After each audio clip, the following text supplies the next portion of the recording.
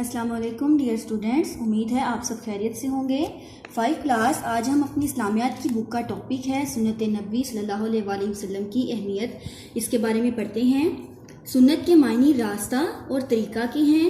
नबी करीम सल्लल्लाहु अलैहि वसल्लम के अमाल और अफ़ाल को सुन्नत कहते हैं, यानी सुन्नत का जो मतलब है वो है रास्ता और तरीक़ा। और नबी पाक सल्लल्लाहु अलैहि वसल्लम ने जो भी अमल और अपना काम करके दिखाया उसे सुन्नत कहते हैं। अल्लाह ताला ने वही के ज़रिए अपना पैगाम रसूल सल्लल्लाहु अलैहि वसल्लम तक पहुँचाया। आप सल्लल्लाहु अलैहि वसल्लम ने अल्लाह ताला का पैगाम ना सिर्फ लोगों तक पहुँचाया बल्कि अपने अमल के ज़रिए इसकी मुकम्मल तशरीह भी कर दी। यही वजह है कि अल्लाह ताला ने रसूल सल्लल्लाहु अलैहि वसल्लम की ज़िंदगी को बेहतरीन नमूना करार दिया, यानी अल्लाह ताला ने वही के ज़रिए रसूल पाक सल्लल्लाहु अलैहि वसल्लम तक जो पैगाम पहुँचाया, आप सल्लल्लाहु अलैहि वसल्लम ने उसे अपने अमाल और अफ़ाल के ज़रिए हमें सिखाया। इसलिए हमें ज़िंदगी के तमाम मामलात में रसूल पाक सल्लल्लाहु अलैहि वसल्लम की ज़िंदगी से रहनुमाई लेनी चाहिए। अल्लाह ताला का इरशाद है, यकीनन तुम्हारे लिए अल्लाह के रसूल सल्लल्लाहु अलैहि वसल्लम की ज़िंदगी में उम्दा नमूना है, यानी ज़िंदगी गुजारने के लिए रसूल पाक सल्लल्लाहु अलैहि वसल्लम की ज़िंदगी हमारे लिए बेहतरीन मिसाल है। नेक्स्ट पढ़ते हैं अरकान इस्लाम और सुन्नत नबी सल्लल्लाहु अलैहि वसल्लम।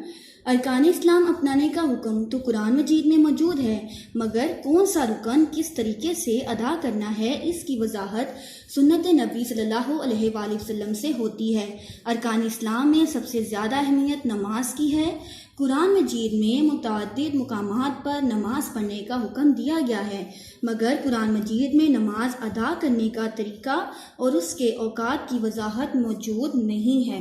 इस सिलसिले में हमें सुन्नत नबी सल्लल्लाहु अलैहि वसल्लम से मुकम्मल रहनुमाई हासिल होती है। रसूलुल्लाह सल्लल्लाहु अलैहि वसल्लम ने फरमाया, तुम इस तरह नमाज पढ़ो जिस तरह तुम मुझे नमाज पढ़ते हुए देखते हो। जैसा कि यहाँ पर बताया गया है पहले कि अरकान इस्लाम के बारे में। अरकान इस्लाम हम जानते हैं नमाज, रोज़ा, ज़कात और हज को कहा जाता है। इन अरकान पर किस तरीके से अमल किया जाए इसका वाज़िह तरीका कुरान पाक में मौजूद नहीं है, इसलिए इन अरकान पर अमल करने के लिए हम सुन्नत रसूल सल्लल्लाहु अलैहि वसल्लम से सीखते हैं।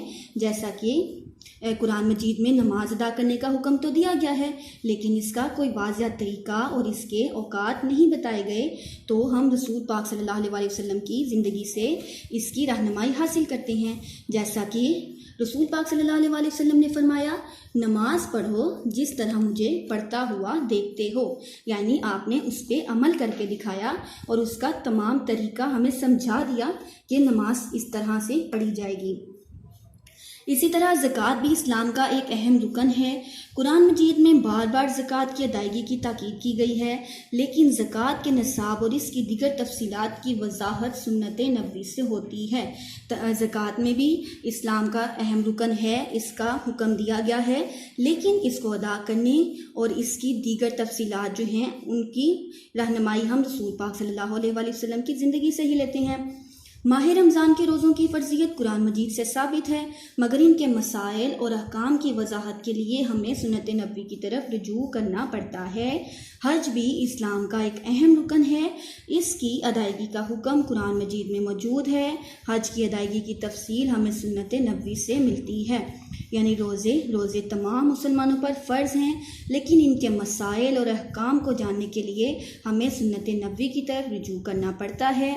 हज भी इस्लाम का अहम रुकन है, इसकी तमाम तफसीलात और अदायगी का तरीका भी हम रसूल पाक सल्लल्लाहु अलैहि वसल्लम की ज़िंदगी से ही सीखते हैं। नबी करीम सल्लल्लाहु अलैहि वसल्लम ने फरमाया, हज के तरीके और मनासिक मुझसे अच्छी तरह सीख लो। मनासिक भी तरीक़ेकार को ही कहा जाता है, यानी रसूल पाक सल्लल्लाहु अलैहि वसल्लम ने फरमाया कि हज के तमाम तरीके मुझसे अच्छी तरह सीख लो। गर्ज मुसलमानों के लिए तमाम इबादात के सिलसिले में मुकम्मल रहनुमाई नबी करीम सल्लल्लाहु अलैहि वसल्लम की सुन्नत मुबारका से ही मिलती है, यानी तमाम मुसलमानों को अपनी इबादात और ज़िंदगी गुजारने के तमाम मामलात में रसूल सल्लल्लाहु अलैहि वसल्लम की रहनुमाई मिलती है। नेक्स्ट टॉपिक है इत्तबा रसूल सल्लल्लाहु अलैहि वसल्लम। इत्तबा मतलब अतात, फरमाबरदारी। रसूल पाक सल्लल्लाहु अलैहि वसल्लम की हम किस तरह से इत्तबा कर सकते हैं। नबी करीम सल्लल्लाहु अलैहि वसल्लम की मुबारक ज़िंदगी हमारे लिए बतौर नमूना मौजूद है, यानी रसूल पाक सल्लल्लाहु अलैहि वसल्लम की ज़िंदगी हमारी ज़िंदगी गुजारने के लिए बेहतरीन मिसाल है। आप सल्लल्लाहु अलैहि वसल्लम ने जो काम करने का हुक्म दिया इस पर अमल करके भी दिखाया, यानी जिस काम का भी आप हुक्म देते या अल्लाह ताला का पैगाम जो भी पहुंचाते उस पर पहले खुद भी अमल करके दिखाते। जैसे हमने पीछे नमाज और ज़कात का भी पढ़ा कि उनका हुक्म तो दिया गया है, लेकिन उनको इनकी अदायगी का तरीका हम रसूल पाक सल्लल्लाहु अलैहि वसल्लम की ज़िंदगी से सीखते हैं। इंसानियत की तारीख में ये मुकाम और मर्तबा सिर्फ नबी करीम सल्लल्लाहु अलैहि वसल्लम को हासिल है कि इनकी ज़िंदगी के एक एक लम्हे की तफसील मौजूद है, जिससे क़यामत तक आने वाले तमाम इंसान रहनुमाई हासिल करते रहेंगे। यानी रसूल पाक सल्लल्लाहु अलैहि वसल्लम ही वो हस्ती हैं जिनकी ज़िंदगी की तमाम तफसीलात हमें अहादीस की किताबों में मिलती है, जिससे हम रहनुमाई हासिल करते हैं। हम खुश नसीब हैं कि ज़िंदगी के हर कदम पर नबी करीम सल्लल्लाहु अलैहि वसल्लम का अस्वा-ए हुस्ना हमें घरेलू मामलात से लेकर बैनुल-अक़वामी मामलात तक मुयस्सर है। अगर ऐसा ना होता तो आज हम भटक रहे होते और दीन से दूर होते। यानी रसूल पाक सल्लल्लाहु अलैहि वसल्लम की ज़िंदगी से हमें हर किस्म के मामलात, चाहे वो घरेलू यानी घर के मामलात हों या बैनुल-अक़वामी बाहर के कोई मामलात हों, इन सब में हम रसूल पाक सल्लल्लाहु अलैहि वसल्लम की ज़िंदगी से ही मदद लेते हैं। अगर हमारे पास उनका अस्वा-ए हुस्ना ना होता तो हम अपने दीन को समझ ना पाते और भटक जाते। सुन्नत नबवी को अमली ज़िंदगी में बड़ी अहमियत हासिल है। हाकिम हो या महकूम, जर्नेल हो या सिपाही, अमीर हो या गरीब, उस्ताद हो या तालिब इल्म, गर्ज ज़िंदगी के किसी भी शोबे से ताल्लुक़ रखता हो, उसके लिए सुन्नत नबवी में मुकम्मल रहनुमाई मौजूद है। यानी कोई अमीर हो या गरीब हो, बादशाह है या राया है, ज़िंदगी का कोई भी शोबा हो, हम उसमें रसूल पाक सल्लल्लाहु अलैहि वसल्लम की ज़िंदगी से ही सीखते हैं और रहनुमाई हासिल करते हैं। अगर हम सुन्नत नबवी पर अमल करेंगे तो यकीनन दुनिया और आखिरत दोनों में कामयाब हो जाएंगे। बेटा इसकी रीडिंग को अच्छी तरह समझ कर पढ़ें। उम्मीद है आपको आज का लेसन समझ आ गया है। अल्लाह हाफिज़।